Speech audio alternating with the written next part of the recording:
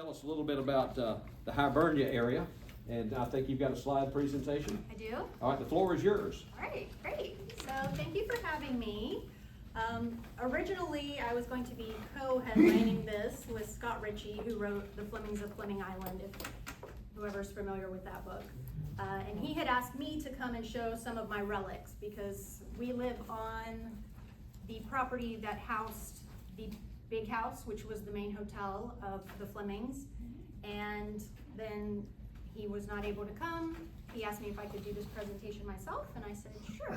So this will be my first PowerPoint presentation, so thank you for bearing with me. I hope this all goes smoothly, but I will start off with an aerial photo of the Hibernia shoreline. I'm going to turn down the lights just a little bit. I don't want to see anybody sleeping. So this photo was taken around the 1940s. This is the big house here, which was the main hotel of the Fleming family. They had their outdoor kitchen here. You can see their pier. And so this strip of property is where we live now. And my dad bought the property in the early 70s. I was born in 79, so I grew up on Fleming Island through the 80s and 90s. When I was younger, I was somewhat interested in the history. We had the annual Tour and Tea, if anybody remembers that. And so that was an event that they did reenactments. They took you all down Old Church Road, told you about the history. And so each year we would attend that. I also grew up finding a lot of milk bottles in the river, which was very intriguing to me, and I would bring them home and show my mom. And it wasn't until probably 10 or so years ago I really got into metal detecting, and so that really opened up, what I was finding. So we'll get into that later, but I just want to kind of zoom through the history because I know we have a short period of time today to get through this, and I want to share as much as possible. So this is another image taken obviously over the river looking back. So you have the big house, also called the Great House, and then they did a cottage later, which they called the cottage or the big cottage. Bree, if I could, also tell them a little bit about the Fleming family and who was actually there. Well, we're gonna get to that. Oh, I'm sorry. So this property here was the heart of Hibernia, and I am going to explain Hibernia and the Flemings. Was that cottage Scott Ritchie's? No. Okay. His cottage was called Holly Cottage, and it was adjacent to the big cottage. Yeah, next door. This is a photo taken from the end of the pier, looking back. You have the hotel kind of on the left, the big cottage on the right. Scott's house, Holly Cottage, would be over here. You can't see it in this photo. But getting into who started it. So George Fleming was the original patriarch of Fleming Island. Obviously that is who Fleming Island is named after. He's the one that named Hibernia after his homeland of Ireland. So Hibernia is Latin for Ireland. And also if you look at an aerial photo of Fleming Island and Ireland, they actually look very similar shapes. So I don't know if you knew that or if that's just a coincidence, but just an interesting thing. But George Fleming came to the United States, originally to South Carolina from Ireland. He later came down to East Florida and pledged allegiance to Spain, who was in control at that time.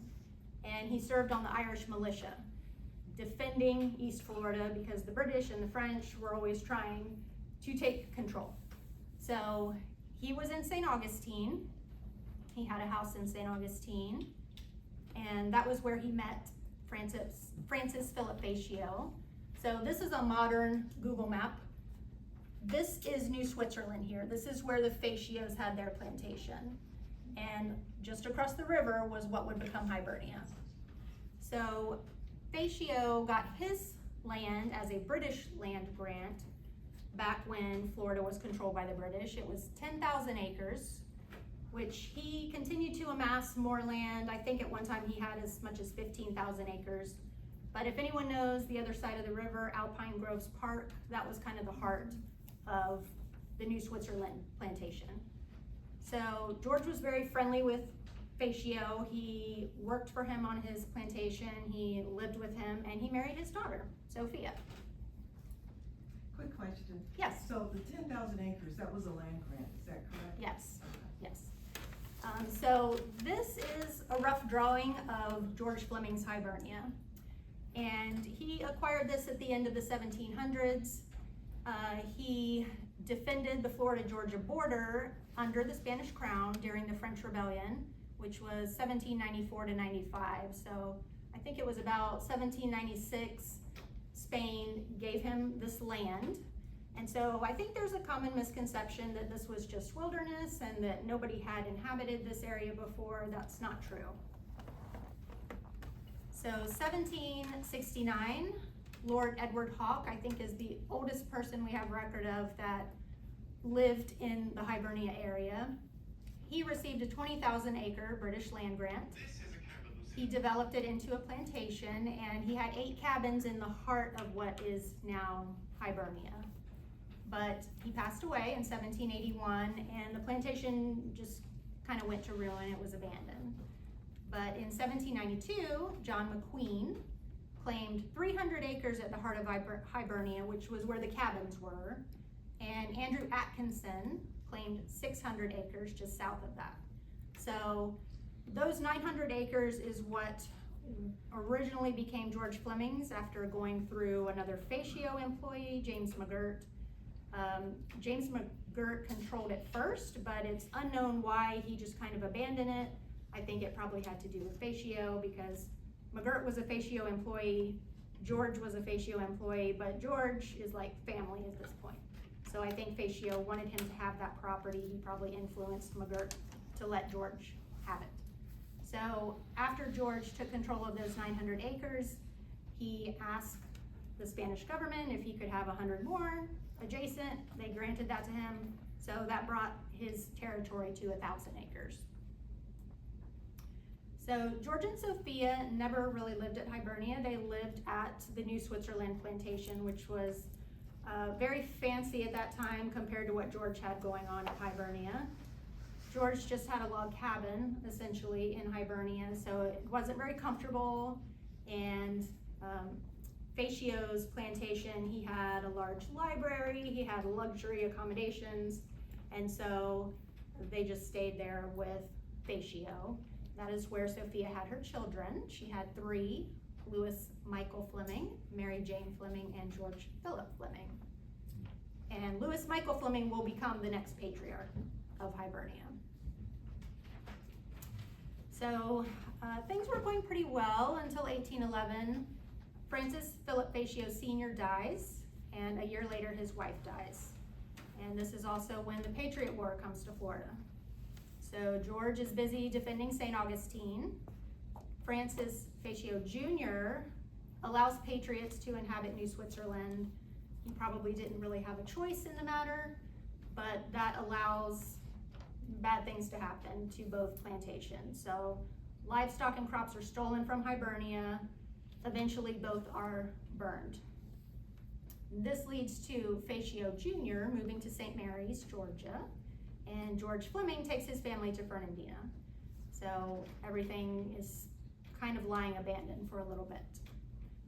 It's not too long after that that Spain ends up giving control of East Florida to the United States. It's too hard to defend, and so things are changing. 1821, George Fleming dies at age 60. He is buried in the Hibernia Cemetery. I'm sure he's not the first person to be buried there from what I've read, but he is the oldest known grave. And in 1822, Louis Fleming brings his new bride, Augustina, from Cuba. He has been working over there during the time that George Fleming passed away, and he returns with Augustina Alexandra Cortez, who is much younger than he is. I believe she's 15 and he's 21 at the time, but he knew her father and her grandfather from St. Augustine, so family relations there. He begins rebuilding Hibernia, and Francis Jr.'s rebuilding New Switzerland on the other side. But Lewis is struggling financially because George Sr. passed away, leaving a lot of debts. He's also having to legally prove that he owns Hibernia because now the United States is in control of East Florida.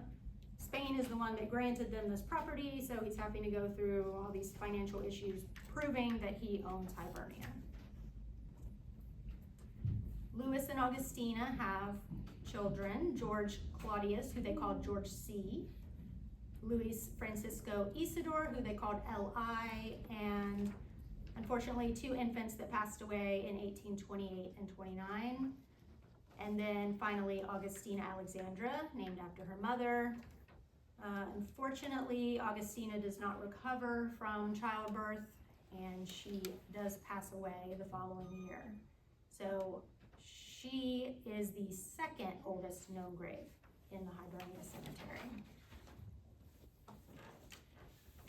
So Francis Jr., who was Sophia Fleming's brother, he passes away the same year Augustina does.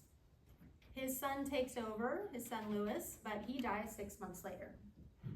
And then a nephew from England comes over to take control of New Switzerland. That's Colonel Miller Hallows. I can't really get into his history just because of time constraints, but if anyone knows the St. John's River, there is a Hallows Cove, so that is named after him. Now we run into the Great Freeze of February 1835. This is hard to believe, but Jacksonville had record lows of 8 degrees.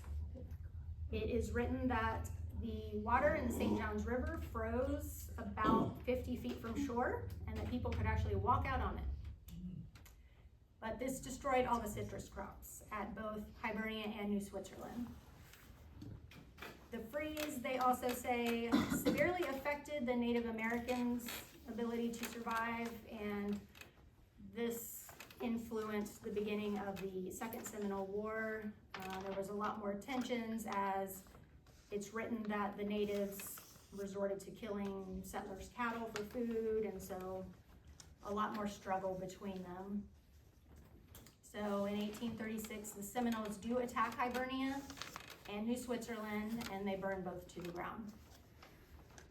Fortunately, the Flemings did have places they could go, so they went to Jacksonville and Fernandina, but Hibernia was abandoned for about 9 years.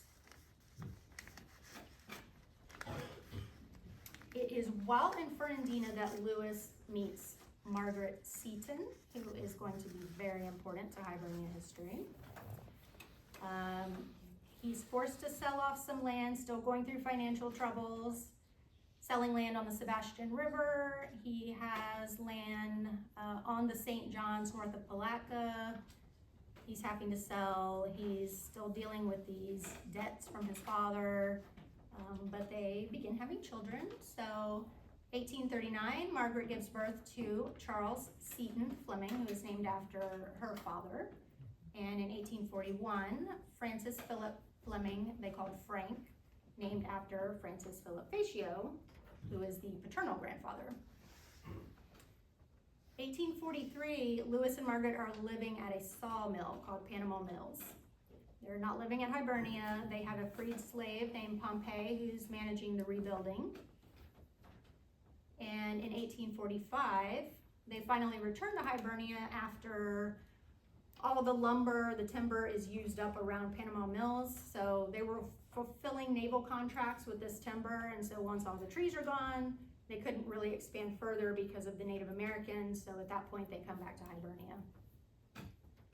And Margaret has 4 more children: Frederick Alexander, William Henry, Matilda, and another Margaret, who they call Maggie.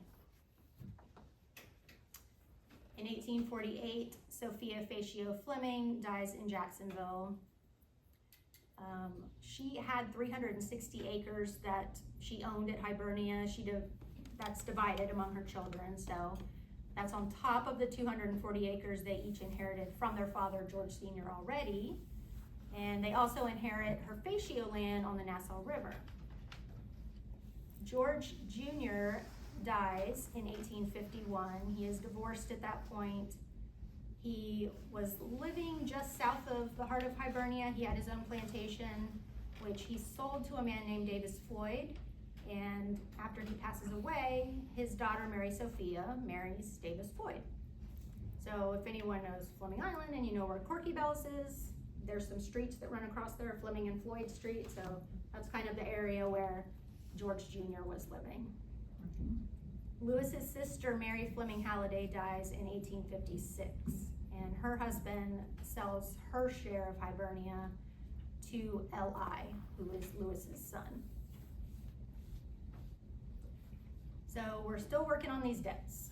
Lewis sells property on the Nassau River, St. Johns River, Black Creek, and Fernandina property. By 1857, he only owns 117 acres at Hibernia compared to 27,000 acres his parents controlled. Which I find this fascinating because all through this time, they keep selling off these other properties, but they never sell off Hibernia. They keep it. It was very special and important to them. So now we're getting into the early days of the Hibernia Hotel. And a lot of people think it started after the Civil War, but actually there are records of paying guests as early as 1852. So snowbirds would come down by boat to Florida for the healing sunshine and our groundwater, the sulfur-rich groundwater we all know that we have. That was thought to be a cure for a lot of ailments. They marketed the hotels in this area for invalids and people convalescing. It was supposed to make them better. And at that time, there was not a lot of competition, but Hibernia is still super rustic. The Magnolia Springs Hotel was built, I think in 1851. Margaret had an idea that she was gonna steal away their business because people had to come by the Hibernia Pier on their way to Green Cove Springs. And they did that to a degree. People would stay a couple of nights, but they didn't really like to stay a long time. Some of the comments that people made about it was that it was boring, uncivilized, and there was no church. That was a constant complaint. There's no church here. So they would stay at Hibernia for a little bit and then they would go on to Green Cove Springs. Quick question on that. Yeah. So you mentioned Magnolia Springs Hotel, and Magnolia was a town or a city. It had a post office. In around 1853 or 1854, before it became Magnolia Springs, it was Magnolia Mills. Okay. So have you seen any record or information about life in those areas with all the people who had to work in those areas, lived and owned land, and so there's a certain amount that's still Black owned? Right. I have not. No. I would like to know about that. So just before the Civil War, Margaret gives birth to another daughter. Fanny is her nickname, but Isabella Francis. They are working on their guest house. They, still have this kind of a log cabin situation going, but they're adding rooms to it, trying to make it nicer, trying to, entice people to come stay. And they're growing a lot of different crops. It's written that they were growing pomegranates, oranges, guavas, persimmons, and sweet potatoes, and that they have their own milking cows. They're trying to make it so that there's nothing people need when they stay there, that everything is there for them. And the boarders can go hunting and fishing. They can have their catch cooked up by the servants, and steamboats can easily deliver because they do have this pier. So anything that's needed, they are able to get. But then in 1858, George Claudius, he moves home with tuberculosis and he passes away. He's only 36. And that same year, mysteriously, the Fleming House Hotel burns to the ground. They don't know the cause. Kind of curious that it happened right after the last guest leaves, but nobody knows why. So the new house that they build is very different. The old one was a log house. This one turns out to be more of a mansion. So they had 4 stories, they had 25 bedrooms, with most of those having their own fireplace. And they were said to be able to accommodate about 50 guests. They had 6,600 square feet of indoor space and 1,920 square feet of covered verandas on those first 2 stories. They had the separate kitchen, which was to avoid future fires, which was, you know, a big concern back then. And then they had a new 600-foot pier. Somehow they built this in 3 months. And it's not even known where the money came from for this. They think that a previous boarder either lent them or gave them the money, but nobody really knows. But it happened very quickly. What year was that? I'm sorry. That was, let's see. I would say it was right after 1858.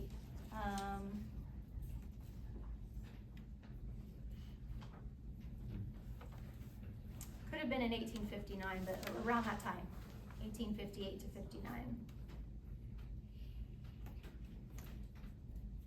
So now we run into the Civil War, so constant turmoil in those times.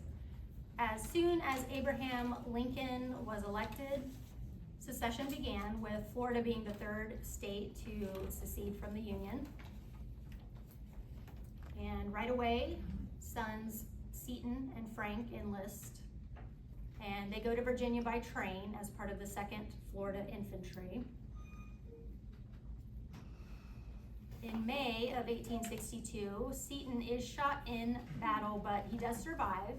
He is carried to safety by his brother Frank and some other soldiers, but they are separated later, and Seton is taken prisoner by the Union. For whatever reason, they do allow him to be nursed back to health, and they move him to Fort Monroe in Virginia and later to Fort Wool near Chesapeake Bay, where it is noted he was fed salted meat, bread, and bad coffee. On August 5th, they do free him in exchange for 1st Lieutenant John Pearson from New Jersey, and he writes home, not knowing that his father Lewis died of a heart attack just 2 days earlier. So after he learns of his father's death, he writes home again and he tells his mother, stick to the old place, do not let it go out of the family. But Margaret is there kind of by herself. She has her children, but her husband has passed away and her oldest sons are away at war. So she is there with Fred, William, Matilda, Mary, and Isabel. And there are no borders because of the war. So Seton is promoted to Assistant Adjutant General of General Edward Perry's brigade, and Frank is promoted to 1st Lieutenant, but his brother, Seton, sends him back to Florida, and I read that he had some stomach issues, some dysentery, and it seems that was the reason he was sent back to Florida. 18-year-old Fred, who was still at home with Margaret, enlists, and he is part of the Battle of Olustee. So Union forces were trying to march from Jacksonville to Tallahassee, and the Battle of Olustee drove them back. Around that time, 1864, we have a Union gunboat that anchors right offshore at Hibernia, and it just kind of sits there, which is going to have some consequences. So in April 1864, the Maple Leaf explodes right off Mandarin Point. It was traveling from Palatka to Jacksonville, and it hit some submerged, they called them torpedoes, but it was essentially a powder keg, wooden powder keg. And it's actually suspected, rumored, William had something to do with that. We don't have any proof of that, but it's also written that the doorknob to the smoking room in the Hibernia Hotel came off the Maple Leaf. So maybe that's a little bit of evidence William did have something to do with it. It did kill 4 African-American crew members when it hit these powder kegs. It partially sank. There was a portion of it that was still above the water, and most of the crew members were able to get off. I did read that there were 4 Confederate soldiers left on board, but that they came back the next day and got them. I don't know if they were alive or dead. The very next day, some rebel soldiers set fire to that portion of the boat that was still above water. And if anyone's been over to the Mandarin Historical Museum, they have a really nice maple leaf display. So I recommend visiting. But Margaret Fleming, she's forced out of her home at that point because that Union boat that was offshore, the soldiers came on shore, they were looking for more torpedoes, trying to find out who was responsible, and just kind of running people off out of their homes. So Margaret had to leave with her 3 young daughters, walking on foot, 8 miles before finding transport to Lake City, and that's where they stayed for the duration of the Civil War. On June 3rd, 1864, just before Margaret's eviction, Seton is ordered into a hopeless charge against Union forces at the Battle of Cold Harbor. In his memoir, which was written by his brother Frank, it's written that he knew it was hopeless. He handed off his personal papers and his pocket watch, but he obeyed orders and ran into fire. He was struck down immediately and killed. But the fighting was raging on. They were not able to get his body for 3 days off of the battlefield. This was June in Virginia. So you can imagine by the time they got to him, they couldn't really transport him very far just because of the condition of his body. So they buried him on a family farm right there near the battlefield. But interesting, his brother Frank, 30 years later, went back, found his grave, exhumed him, and had him moved to the Hollywood Cemetery in Virginia. So he does have a permanent resting spot and a really nice memorial in Virginia. So a little update on the brothers. William Henry Fleming, after the Maple Leaf, enlisted with the Confederacy in July of 1864, shortly after Margaret left Hibernia. He was never injured that we know of. March 3rd of 1865, Frank served in his last battle, the fight at the Natural Bridge between Newport and Tallahassee. Union forces were successfully pushed back to the Gulf, but Frank's regiment ultimately surrendered in April of 1865 in Durham, North Carolina. Fred and William were both taken prisoner by the Union in May of 1865. They were forced to sign oaths of allegiance in order to be free to return to Hibernia. So when the Flemings come back, there's a couple different stories about how this happened, and if you've read Hibernia, the Unreturning Tide, the author, Margaret Seton Fleming Biddle, writes that it was Fred who was the first to come back, that he swam across Doctor's Lake with his starving horse, fighting off alligators. It's a pretty dramatic scene, but that's probably not what happened, because when you read Scott Ritchie's book, which is based more on traceable facts, it appears that Margaret came back and then she had to go to Jacksonville and fill out all these, all this paperwork to get Union soldiers to leave the home, because according to records, Union soldiers were still there at the Hibernia house, using it as a horse hospital. In Hibernia, the Unreturning Tide version, there were Union deserters just kind of squatting in the house. So a little different story there. But again, they have to rebuild. So the Fleming House Hotel, the building was still standing, but it was in very poor condition. They had broken out all the windows. They had burned up all the family papers. They had burned the pier. They had destroyed outbuildings. There were, crops were destroyed. There was no livestock. So it was quite an effort to rebuild. And again, we don't really know how they got it done so quickly, but it says in Scott Ritchie's book, they were reopened by January of 1866 for business, although there's no record of any guests until that following winter. They did, however, manage to save enough funds to build a new building, which was what they called the cottage, in 1875. And they were charging at that time $2.50 a day or $15 a week for an all-inclusive stay. That was in 1869 that those figures come from. But guests could bring their own hunting dogs to hunt quail. They had oysters delivered by boat. It's written that mail only took 3 days to reach New York, but still there's no church. So Margaret needs to build a church. She takes out a mortgage to begin building this church around 1876.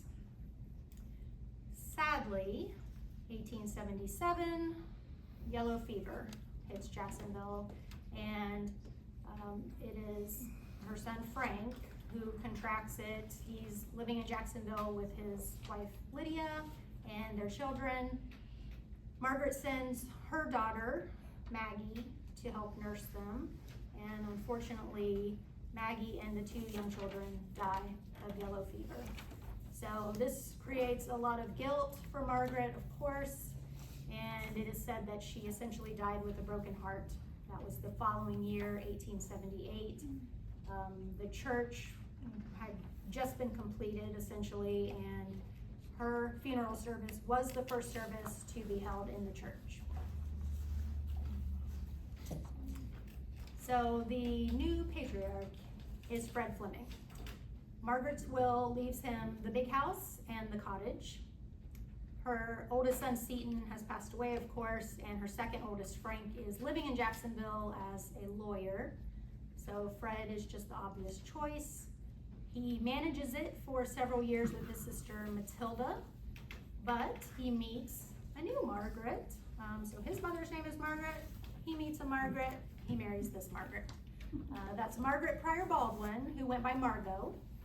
And again, she's a lot younger than he is. It said that she was half his age, but she has a lot of energy, and so she can run the hotel. So they get married, and they are really the ones that turned it into a true resort. So some things that they built: a tennis court right on the water, a swimming pool, which is still in use today. I'll show you some photos of that shortly. There is a guest from Philadelphia, Fanny Brown, who likes it so much in Hibernia, she purchases some property and she opens the Hibernia Golf Club. That's around 1899. We also have Holly Cottage built during that time. Private owners, that is the house that ended up being sold back to the Flemings, and Scott Ritchie and his wife lived there, but it was originally built by different owners, the Griscoms, that were not part of the Fleming family. But when Griscom dies, it ends up back in the Fleming family. And they use it for extra boarding, so they've now got the big house, the big cottage, and Holly Cottage. Just some other fun notes about this. So I read about how ice was brought down from South Carolina, 100 pounds packed in sawdust, delivered 3 times a week by a horse-drawn truck. And also they had their own dairy cows there, so they were able to make homemade ice cream, which was a Sunday treat for guests. At this time, African Americans are free, but they still work there, so they're not slaves. They are paid for their labor. They're allowed to live in their own houses, but that's still their work. They're servants at the hotel, cooking and cleaning and taking care of the grounds. It's also noted that Fanny Brown may have taught at the African American schoolhouse. I've seen a couple of conflicting notes about where that was located. One said that it was at the location of St. Luke's Baptist Church, which is on Pine Avenue. That's the African American church. Another said that it was up closer to Highway 17, like maybe where the Publix is, the Hibernia Publix, if you know where that is. So there may have been more than one. So here's some photos that show some of the things that they built. So we have the tennis court here that was right beside the river. We have the 9-hole course, which Fanny Brown built, and that is the clubhouse, the little building to the left. And then that is the bathhouse in the top left, which had the enclosed swimming pool behind it. So there's some tales that they may have done some skinny dipping, so that's why the fence was there. But as always, we're gonna have some more changes. So Fred Sr. died in 1917.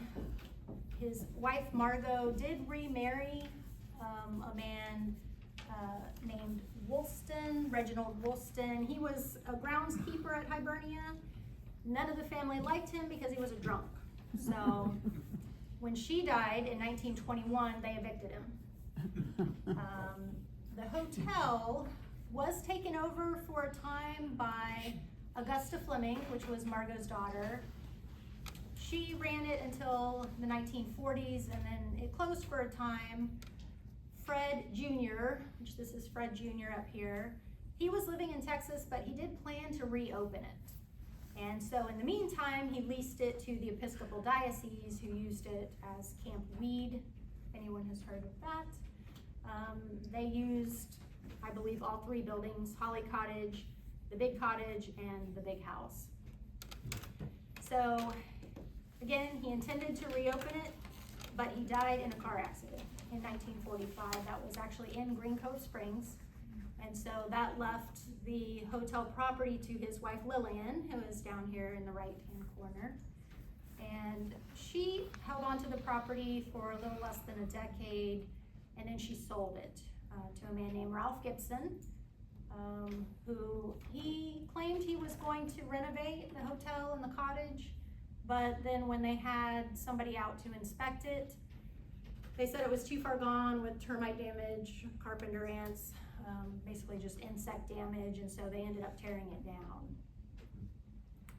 But they actually salvaged a lot of materials from the Big House and Cottage. So again, that's the Big House and Cottage on the left. They salvaged materials like bricks. There were a lot of fireplaces, so there was a lot of bricks. So they salvaged bricks for the new house. This is the current house that's there. This is the one that Ralph Gibson built. They salvaged window panes, window latches, porch railings, doors, shutters, banisters, marble mantles, pine ceiling beams, flooring planks, and a skylight.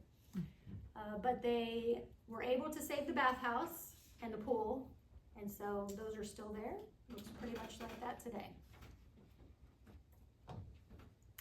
So now we're getting into when my dad bought our property. Going back to this image, you see where the cottage is here. That's pretty much where this house was built, the new house.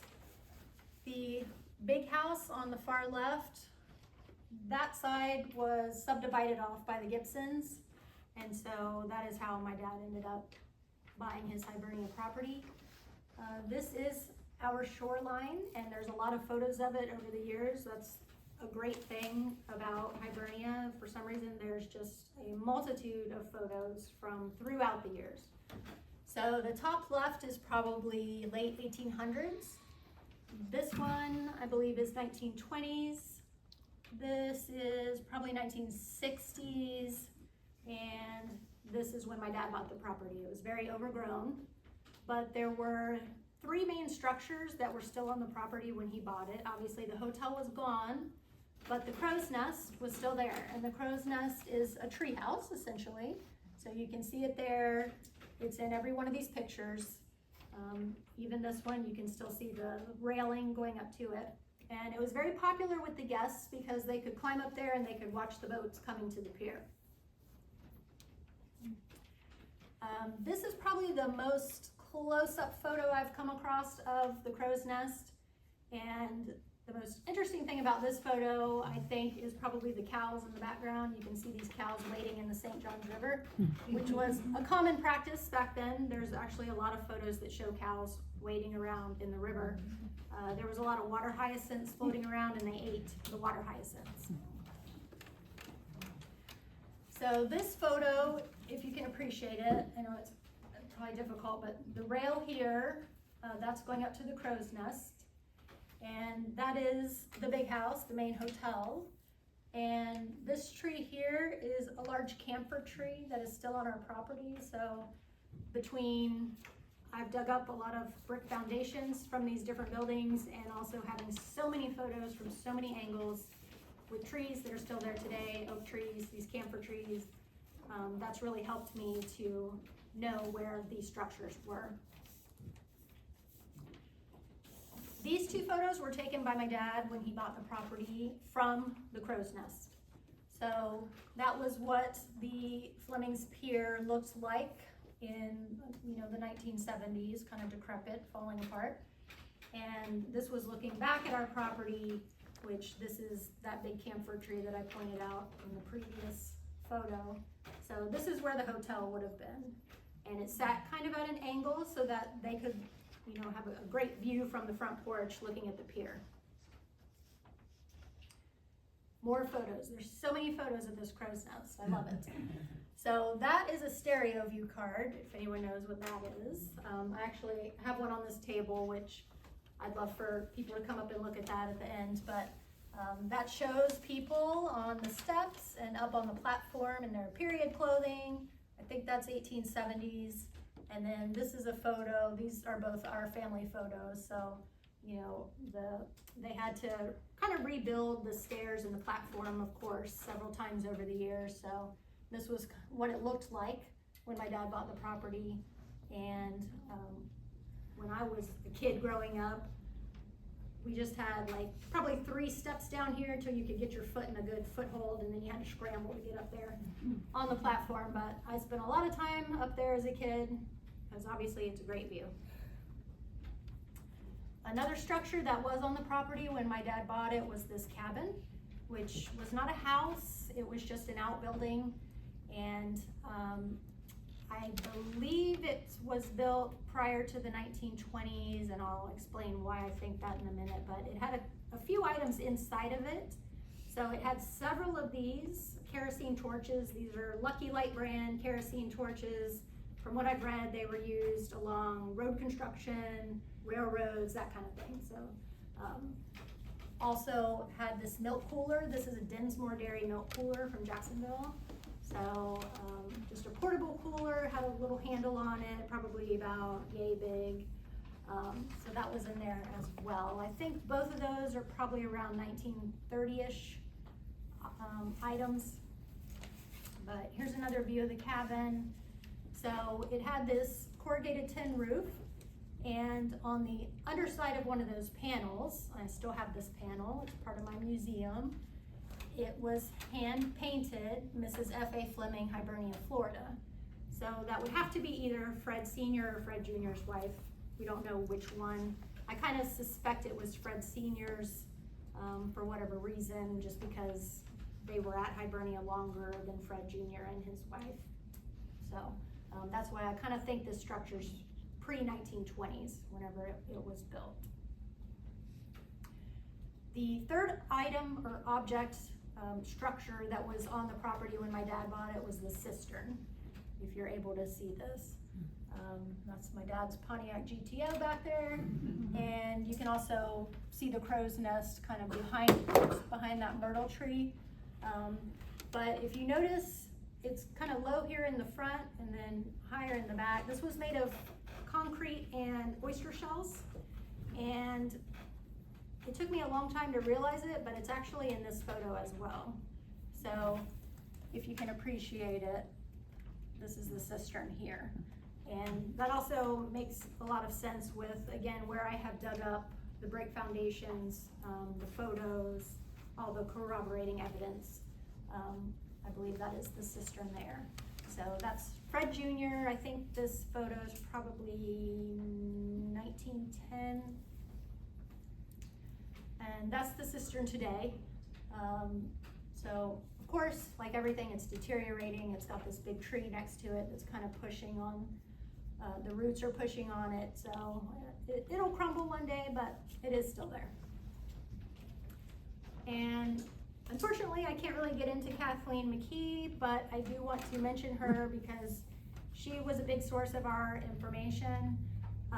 When my dad bought the property, he knew nothing about the Flemings. He knew nothing about Hibernia history. He just thought it was a nice piece of land. And pretty soon he met one of our neighbors. So Kathleen lived on our road, Old Church Road, and she came to Hibernia in the 1920s. So she did live alongside the Flemings for a few decades. She passed away in 1990. I was 10 years old, but this is a photo of Kathleen and me and my dad, and that is her Model A truck. Wow. I could probably do another presentation on her. If anybody cares, I could do a whole hour on her, so can't talk about her too much today though. So this is my museum corner in my living room. I do have a few larger items that are not in this photo. I'll mention those in a moment, but what started out as just kind of a few shelves on an entertainment unit expanded to what this is now. So fortunately, my husband is handy and he built me a display table. So this is one of my displays. You can see it's just a hodgepodge of things. A lot of these are metal detected items, but some of them are just surface finds from the river. Some of them are just random. I was digging in the yard and found these things. So there's a doorknob, there's some window and door hardware, we've got spoons, we've got some clay smoking pipes, buttons, marbles, just a lot of stuff in there. And then a few eBay finds. So I'm always looking on eBay for postcards from Hibernia. So I've been lucky to find some really interesting ones. And my mom gifted me these display cabinets. So again, I used to have just a few bottles on a couple of shelves, and now it's kind of packed full. So the most common bottle that I find is milk bottles. I've got a recycling bin on my carport that is just full to the brim of milk bottles. But I do have some inside on display, and some of my best signed copies of Hibernia, the Unreturning Tide, signed by the author. Some ink bottles, just a lot. Bottles were kind of my first love. I especially love finding embossed bottles because there's no question what it was. It helps you find out how old it was, so I just love bottles.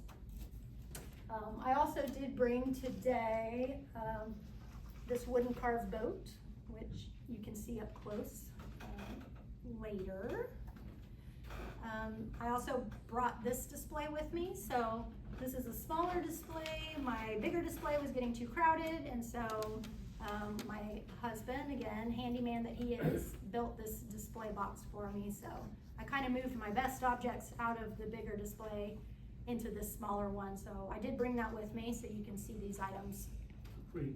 Yeah. Do you think they were using the river as a dumping ground? Yes, absolutely. So that's a big reason why you find so many bottles and such in the river, because there was no trash service, and so it was either dump them in the woods, throw them in the river. That was just kind of how they did it. This photo of my husband on the right, we actually stumbled across a bottle pit where they had disposed of a ton of bottles, just buried them. And so I was metal detecting one day and got a signal, started digging. The ground was very crunchy, as I say, which just means there was a lot of broken glass. And so I just kept digging and digging, and about a foot down, I found, if you'll notice on the table over there, there's a round bottom bottle over there, that aqua bottle. And so I found a bottle very similar to that. And so I thought, oh, this is a good spot. So this happened to be the beginning of a long Thanksgiving weekend, and it was getting dark. And so I told my husband, we're coming back here tomorrow, we're gonna dig some more. So we spent the entire weekend digging. We dug up about 3 5-gallon buckets of broken bottles, but then we also got about 20 intact bottles, including an original Budweiser bottle from like 1885, and some other really cool bottles. So this is actually from that dig. That was just kind of a nondescript medicine bottle that we found, but we found a lot of bottles that day. And that's me barefoot in the trenches, digging a hole. I don't really have the energy for it anymore because I'm 45 years old, but when I was younger, I would say, this looks like a good spot, let's just dig as deep as we can and see what's down there. And so that was one of those days, and I dug up a bunch of bricks that was in the area of the hotel and just found kind of the concrete footer and just dug up a bunch of bricks, so. The things I find fun. So these are some of my favorite bottles. I brought a couple of these today I have displayed over here. So these are all embossed, and so I'm able to know what they were, what era they were from. The one on the left is a very recent find. It's from Palatka, it's a John C. Robb bottle. The one next to it was actually a find of my mom's, because she was kind of the first one to be out there looking for relics before I came along. It says on it, Ben Swanger's Bartholomew's Rochester beer, and it was from Philadelphia. The very dark bottle that looks black, that's actually olive green. I found that in the yard bottle probing, so if anyone's into relic hunting, if you have like a steel rod, you can just go around in a suspected area probing, and when you hit glass, you dig. So that was how I found that bottle, kind of in the center of our yard, pretty close to the outdoor kitchen. And it's from Saratoga, New York. And then we've got a Rhode Island bottle. This is some type of chemist bottle from Rhode Island. This bottle is Vichy water, is what it is embossed. Came from New York. And then this is the original Budweiser bottle here. So again, I think that's 1885 from my research. And we actually found 2 intact in the bottle pit that day. I've also found some in the river. So they pop up occasionally. This bottle is very cool. I think I did bring it today as well. This is a Royal Palm soda bottle, and it's from Green Cove Springs. Royal Palm was property of the Coca-Cola bottling plant. So I think this is 1920s, but that's one of my favorite bottles. And then these 2 little bottles here, we've got a Hires root beer concentrate, which I brought. It's in my display over there. And then the one to the left is Mrs. Winslow's soothing syrup, which was for teething children, and it killed probably as many kids as it helped. It had like cocaine in it or something. So. This is a pot lid. So Amandine, I think this was made from almonds from what I've researched, and it was for chapped hands. And unfortunately, I don't have the base. We just found the lid, kind of a surface find in the river, but you can see it's from Philadelphia, which I just think it's so cool seeing where all these different things came from, at a time when you think it'd be such a hassle to transport things, but they made it. This is this carved wooden boat. This was a surface find in the river. It has a little carved rudder on it, and it also has a little hole in the top where I think probably a sail would have been stuck.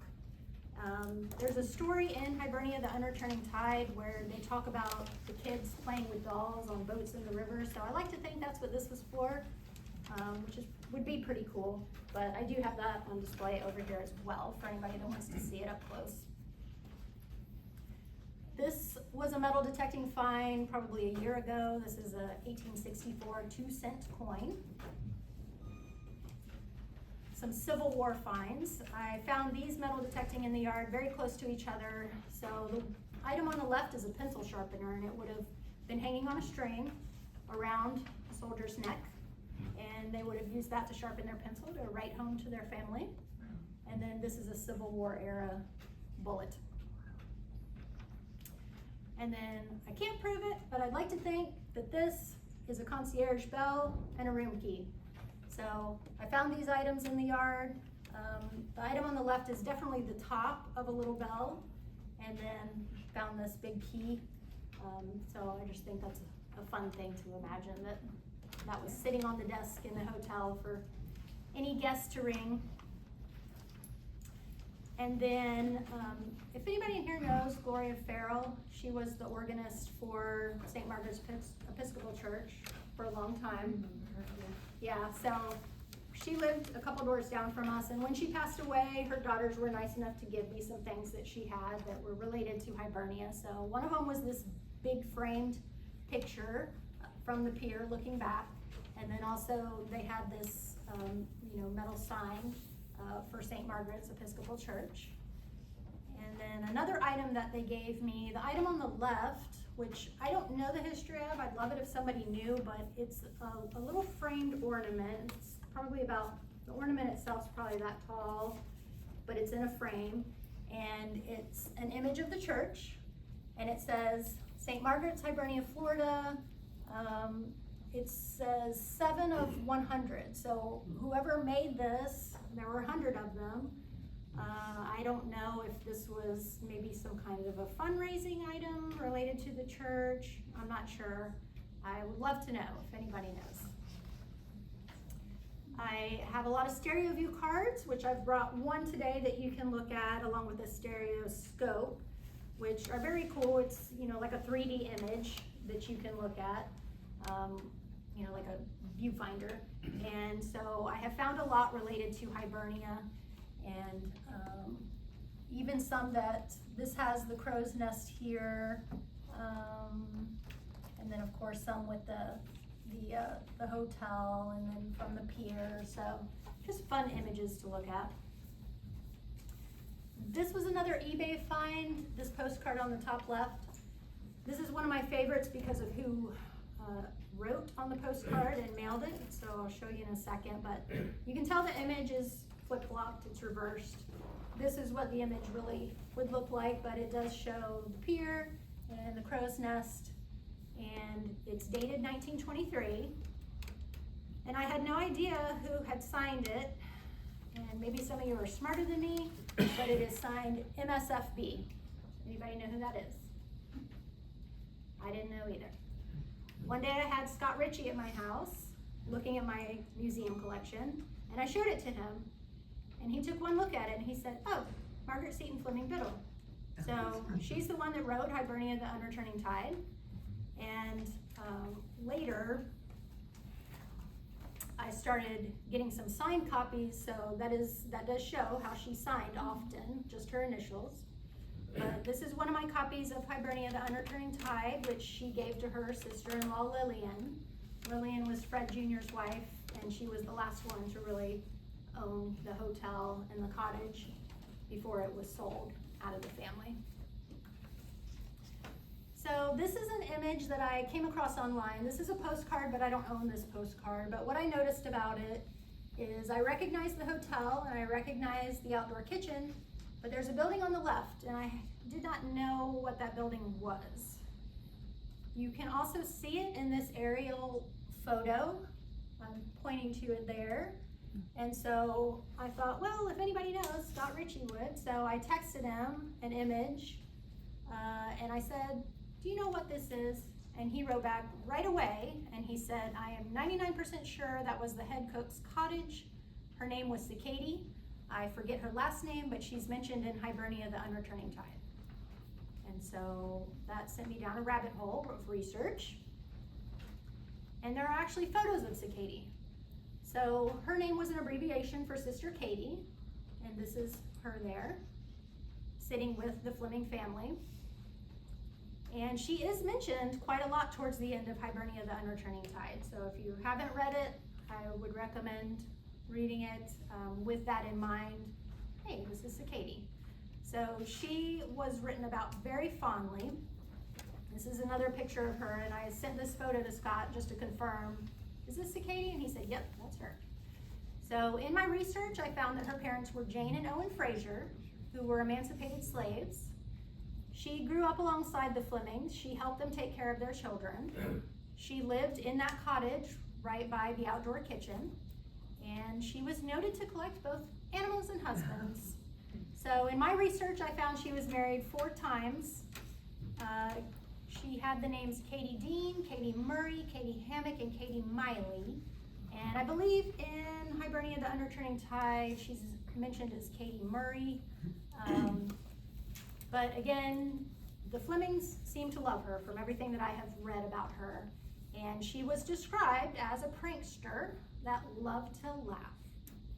So when I started learning about her, I went right out in my yard with my metal detector, and I said out loud, so Katie, if there's anything you want to show me, I would like to see it. And that's all I said. Started metal detecting. I immediately got a signal, and I dug this up. So you can see this kind of looks like a little clown image, maybe. I started, doing the Google Lens search on my phone and started seeing other examples that looked pretty much just like this. And so I found that this is an archetype that originated in Italy, but this was an archetype in the theater. Her name was Columbina, and I found it interesting. It said she was involved in love triangles, which sounded very similar to Cicady. She was described as a trickster, and also I thought it was interesting that it said she was not allowed to dance during the play, only in the interludes. And I thought that really makes me think it's Cicady, because she's living alongside the Flemings. She's a part of the family, but she's not. I found that very interesting. But in my continued research, I did find her death certificate. And I do want to point out, when you're researching anything genealogical, you need to have multiple sources. So this says that she was 36 when she died. That might lead you to think, oh, well, that's not her. Well, I believe that is an error. She was 66 when she died. And there's other info on here that makes me believe that this is Cicady. So it has her husband's name, I.S. Smiley, which his name was Ishmael, based on other info that I found. And also it has her parents' name, so Owen Fraser and Jane Gray. But this indicated that she is buried at Hibernia, and I thought, well, I've never seen a gravestone with her name on it. So I went to the cemetery and I looked, nothing. I went on Find a Grave, the website that lists everybody buried at all the cemeteries. There was nothing on there. So again, this sent me down another rabbit hole. If you've been to the Hibernia Cemetery, there's a lot of these wooden crosses, a lot more towards the back. There's a few in the front. Very few of them have an engraved name on them. Most of them do not have any name on them whatsoever. And when I was a kid, I remember that there weren't even wooden crosses. There was just sunken places, and you just knew it was a grave, but you didn't know who it was. I think it was in the 1990s that the Boy Scouts actually came in, and this was a project of theirs to identify where the graves were and at least place a marker. So that's where all the wooden crosses came from. But here's one that did get engraved, Owen Knight. That one on the left is engraved, but most of these ones towards the back are not. They don't have any name on them whatsoever. So this made me want to know who else is buried here. So I went looking at a lot of genealogical websites, and here's a couple that I found based on their death certificates. Katie and Edward Cohen were siblings. It is listed on their death certificate that they were colored. They were ages 5 and 7, had the same parents, and they were killed at Hibernia. It lists their manner of death as burned by fire, accident, oil explosion. And it also says that they are buried at Hibernia, Florida. So I know they're in the cemetery. They do not have markers. Another interesting thing that I learned from this, I saw they were taken to Brewster Hospital. Does anybody know Brewster Hospital? Yes. So it was an African-American hospital. This was during segregation, and so I found that very sad that they had no option closer to Hibernia to get treatment. Maybe they would have lived if they could have gotten treated faster. I also found these obituaries for a couple, Ella and Edward Butler, and they're both said to be buried at Hibernia as well. Interment will be made in the family plot in the Hibernia Cemetery, and same thing for Ella, said that she would be buried at Hibernia, Florida Cemetery. So that's just a few examples of the people that I've found. So to date, this is everybody that I have found based on obituaries and death certificates that are buried at Hibernia, but they do not have named markers. So I found 36 total. I have gone to the cemetery recently and counted the wooden crosses with no names, and I think I counted 63. So also, that's not all inclusive. I'm sure there are people buried there that don't even have any marker at all. So this is just something that I'm working on all of these people, I've been going on Find a Grave and at least creating a memorial for them so that if their relatives are trying to find them, maybe they can track them down, you know, give them some kind of peace, some kind of closure, or just some place to visit if they want to visit their loved ones, even though we don't know exactly which grave is theirs. I would also love if the diocese would let me place a marker memorializing them, but I haven't spoken to them about that yet. I have contacted them and asked for their burial records, hoping they would have something that I've not found yet, but everything they showed me was just what you see when you go to the cemetery. So there was nobody named on their records that doesn't have a marker. And of course, there's gonna be people that I can never prove. Owen Fraser, I feel it has to be Sakadi's father because I know that her mother Jane was widowed when Sakadi was very young. And I know that her father was Owen Fraser, but this was a really strange blurb that I found in a South Carolina newspaper. I'm not sure why this was news up there, but they have this little section that says, Florida, this is Florida news, in the South Carolina newspaper. And it said, John Ross Collard has been arrested and placed in jail at Green Cove Springs, charged with the murder of Owen Fraser Collard, who was killed near Hibernia last week by being shot in his own house while eating supper. So I feel certain Owen Fraser is buried at Hibernia too, because he worked for the Flemings. He worked at the hotel, and everybody was buried at Hibernia in that time. Bree, about what year was that death? 1879. So I'll never prove it, but I think he's there too. So that pretty much concludes my presentation. I do want to give you guys some ideas of how you can learn more if you want to. So there are books. There's a 1947 edition and a 1974 edition of Hibernia, the Unreturning Tide. And I have brought a 1974 copy for the door prize today, so somebody will be getting that. Eugenia Price wrote Margaret's Story. That's historical fiction. It's a very good book. She also wrote a book called Diary of a Novel, which detailed her process of writing Margaret's Story, so it's worth a read as well. And then, of course, Scott Ritchie's book, The Flemings of Fleming Island, which is where I did most of my research for this presentation today. And then if you can visit the church and the cemetery, I recommend it. The little chapel is usually closed, but there are events when it's open. For example, there's a Wreaths Across America event in December where the Daughters of the American Revolution go and place wreaths on the graves of veterans. So that's a time when it's open. Recently, I went for an event called Spires in the Sun, which was given by an author, Jonathan Rich, where he talked about Carpenter Gothic architecture, and that was really cool to learn all the details of this church. And of course, Clay County Historical Museum. They have a couple different areas with some Hibernia info, including this beautiful painting.